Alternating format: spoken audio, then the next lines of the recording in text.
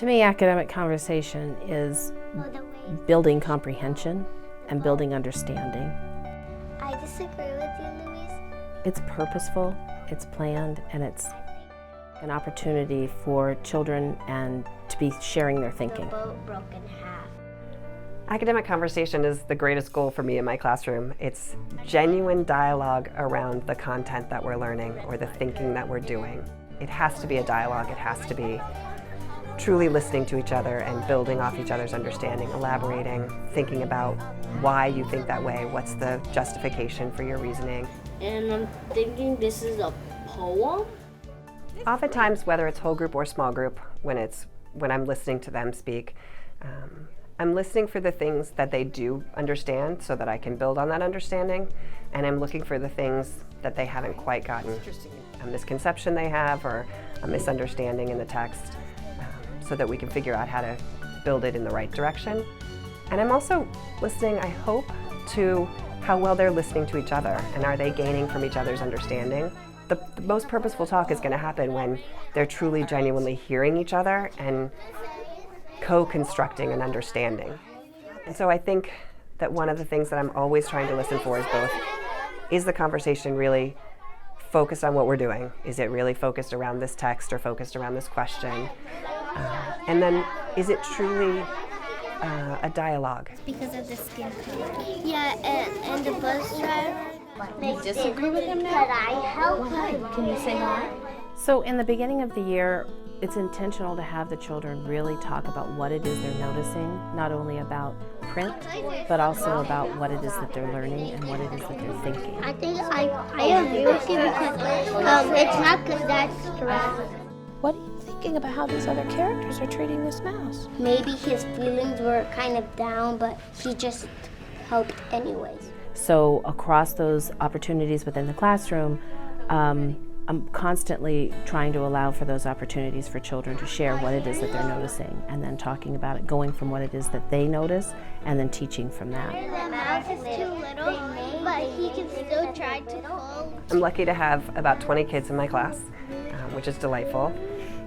19 of them speak Spanish at home and speak Spanish fluently. 2 of them are brand new to the country this year, and that becomes a challenge when we think about talk. Sometimes they will speak Spanish with a friend about what we're doing. Sometimes they'll do far more listening than talking, which is okay. They're taking it in all the time. I'm amazed by it. Part of that comes out of building a community at the beginning of the year and figuring out how to make ourselves comfortable enough to take risks together. And that's true no matter how old the children are, no matter how many of them there are, no matter what your group is. I think that we do a disservice when we say that a child, because they're an ESOL or a second language learner, is that they can't do something. We have to start with what they can do.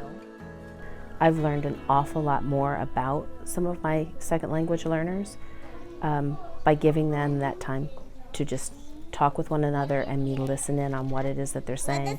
And oftentimes I learn more about them by me not even being in the mix and just having the discerning ear as I'm working with another group. What are you thinking about the end of this story?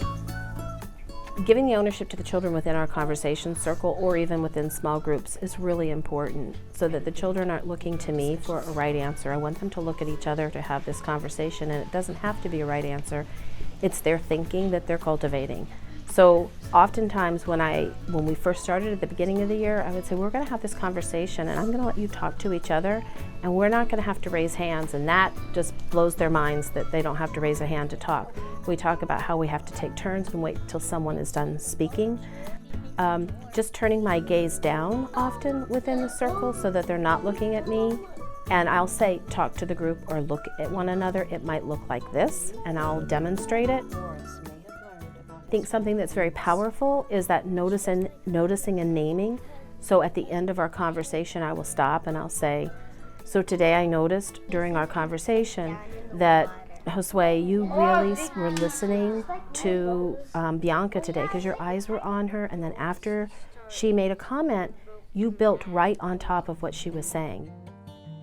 I'm thinking about this book when I, as the teacher, see how much the students can do with discourse, how much they can talk about their own thinking, how much they can build on each other's own thinking, how much together conversation helps us grow as learners. Like every day I see a star on Then the it sky. pushes me to ask more open-ended questions during science or social studies, to throw out ideas in math for us to struggle with and talk about in ways that I probably wouldn't have done before. What are you thinking now, Gustavo? I think It's the mouse amazing what they helped can, because what children can do if we allow them those opportunities to have those conversations. However, it's not just let there be conversation and let kids talk. There's a lot of purposeful shifts and moves within instruction.